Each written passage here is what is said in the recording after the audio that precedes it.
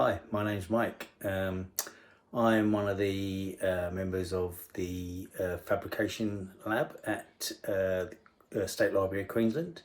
I've been going there on and off since 2018. Obviously there was a break in the middle when COVID came along. One of the main reasons I go to the lab is to use the laser cutter. Also get involved slightly with or used to get involved slightly with the 3D printers, but I think my main passion is using the laser cutter. When I first started going to the lab, I started with simple things such as boxes, which many people do start with. But as you can see, as I gained experience, I kind of generated a few more ideas and started making various things from roller type boxes where you use kind of flexible hinge type construction, patterned lamps, got into sculptures and things like that. Just boxes to help me in general hobby things, such as this is like a work area, the inset there for a cutting mat and the various holes for holding brushes and stuff like that. Again, back on the sculptures, also got into things like giraffe heads there, unicorns,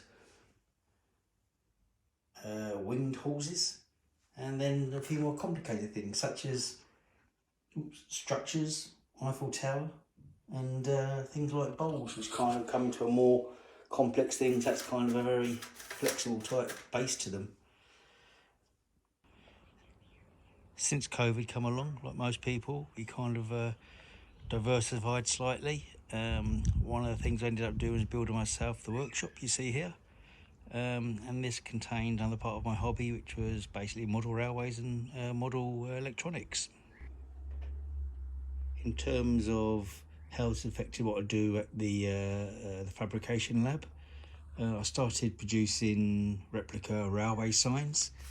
As you can see, various signs, signals and locomotive nameplates, etc, etc. You see signals there, a few things. All these were made basically at the fabrication lab. On the workbench there you can see another one which is literally cut a couple of days ago. Just separate letters, base plate, edging. That will now go through a process of being primed, painted, and then basically glued together to give a nameplate not dissimilar to that one. Again, as I mentioned earlier, one of my other hobbies is model railways, and what you see here is one of my current layouts. A number of the structures on here again have been built by myself from scratch, using parts cut again on the laser cutter. Again, things like the container there have been printed on the 3D printer. As I'm now running out of wool to make signs and things to stick on, I'll probably go back to 3D printing.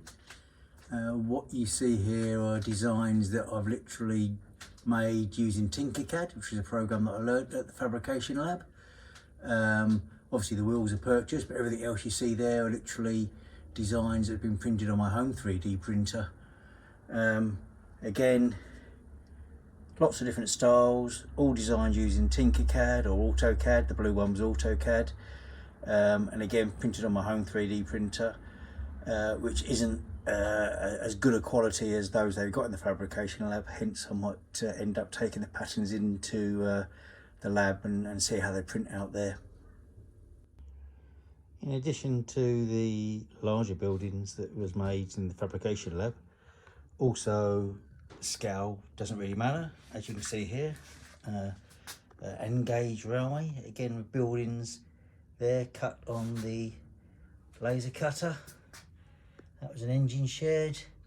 There we have a goods shed, and of course, as on every railway, a station and platforms, all of which were made in the fabrication lab. A project that got started but hasn't actually been finished yet was a modular roundhouse. This one was actually designed so It can be made as big or as small as you want.